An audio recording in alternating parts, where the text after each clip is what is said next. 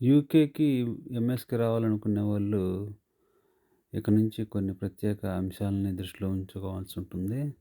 ఎందుకంటే 2027 జనవరి 1 నుంచి పీఎస్‌డబ్ల్యూలో చేంజెస్ అనేవి అమల్లోకొస్తున్నాయి.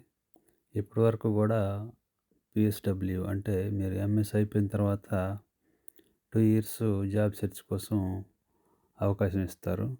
సో, ఆ టైంలో మీరు ఎన్ని అవర్స్ అయినా ఎలాంటి రెస్ట్రిక్షన్స్ లేకుండా ఏ పనైనా చేసుకోవటానికి అవకాశం ఉంటుంది.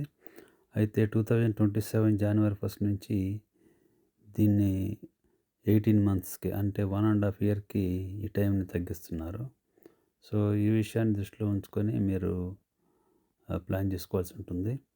సో, అంటే మీరు పార్ట్ టైమ్ జాబ్స్ చేయటానికైనా గానీ, ఫుల్ టైము జాబ్స్ చేయడం ద్వారా ఎంతో కొంత అమౌంట్‌ని సేవ్ చేసుకోవాలనుకుంటే ఈ 6 మంత్స్ అనేవి కూడా తగ్గిపోవడం అనేది ఒక రకంగా డిసడ్వాంటేజ్ అని చెప్పాలి.